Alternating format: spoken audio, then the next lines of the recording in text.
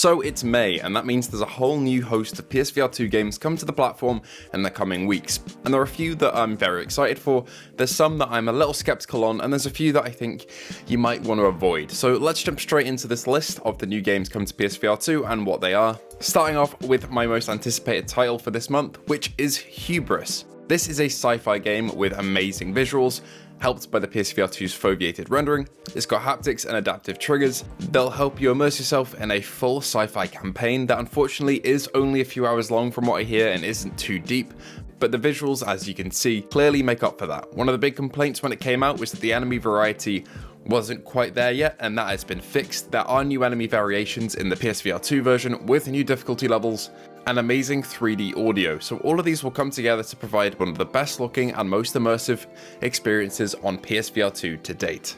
I'm not sure if I'm expecting this to rival, say, Horizon Call the Mountain or Resident Evil 8 in terms of visual quality, but who knows? From what I've heard, it is stunning in the headset, so I can't wait to try this one out. There is no release date for this one, but we do know it is coming out in May, so keep your eye out for that. You can also go and wishlist it in the store already, so when it does get a release date and does come out, you'll be notified as soon as you go on your PlayStation. Another I'm quite excited for, not just for content, but for playing in my own time, is Walkabout Mini-Golf. This is essentially golf with friends in VR with 8 18-hole courses on the main game, with both teleport and smooth motion supported, full online multiplayer with up to 8 players in one lobby, and you can have your own lobbies to just play with friends. And if that isn't enough for you, you can go and get the DLC courses, which can be bought in a bundle at launch if you want to save a bit of money and buy all of them together. Overall, that's a load of courses with massively diverse locations that all look great and can be played with friends for a fun and frustrating golfing experience.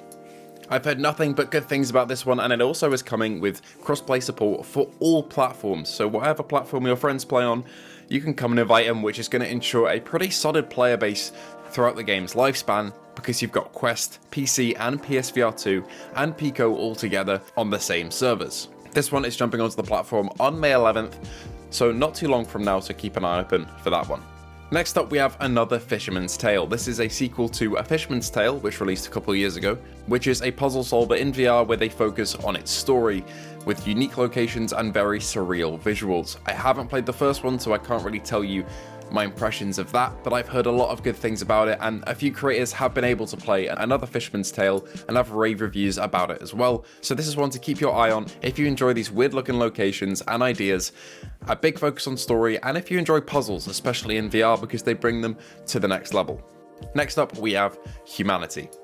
This is another puzzle solver, but in third person, where you control a dog that controls a mindless population of people to swim, jump, walk, and complete levels. This is another really surreal looking one, but it has its own level editor in the game, so players can submit their own levels, a campaign, and it seems like it has a lot of replayability. We've been waiting on this one for a very long time. It was originally announced for the PSVR, but now here we are with the PSVR2, and it's coming to this headset. So keep an eye out for that one on May 16th. Next up, we have one that I'm going to be very cautious on, because this is Hello Neighbour Search and Rescue. On paper, it sounds great. It's the classic Hello Neighbour formula, where you have to go into a house to save your friend and unlock some secrets and mysteries, with stealth mechanics, multiple playable characters, and the same visuals that you'd find in the Hello Neighbour flat games.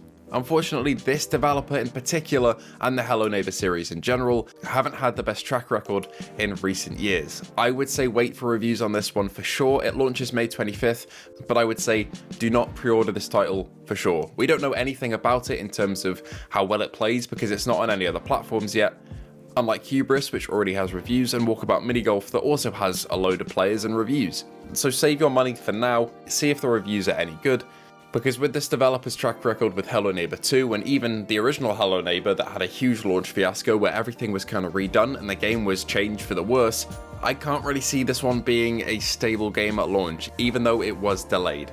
If you're excited for it, I'm very happy for you. I mean, I'm excited for it in some capacity if it does turn out to be good, but keep an eye on the reviews and don't impulse buy this one. Finally, we have a space puzzler called Red Matter 2. I've heard nothing but good things about this game too, and I've purposefully kind of held back from gameplay and reviews from the original release, just so I can go into it blind. But essentially, this is a port of Red Matter 2 to the PSVR2 with amazing upgraded visuals and textures from the Quest version, with a focus on its puzzles and incredible space visuals. One thing we are sorely missing from PSVR2 is a smaller scale and more linear and focused game in space. We have No Man's Sky, that is incredible, don't get me wrong, but it doesn't have that level of interactivity that some people want from a VR game. So hopefully Red Matter 2 will bring that to PSVR2 in its puzzler format and allow players to immerse themselves deeply in a world that is interactable.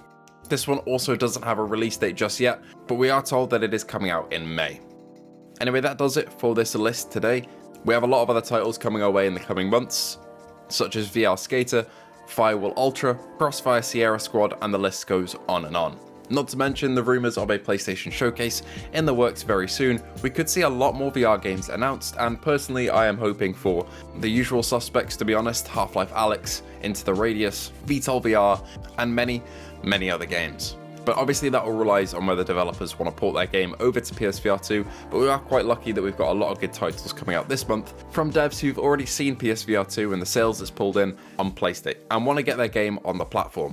Anyway, thank you all for watching. Let me know in the comments below whether or not you're going to pick up any of these games and which one you're most excited for. If there are any you're definitely going to avoid and aren't your cup of tea, let me know as well. And if you did enjoy today's video, consider liking and subscribing. It helps me out more than you know, and it's free. And I hope to see you in the next one.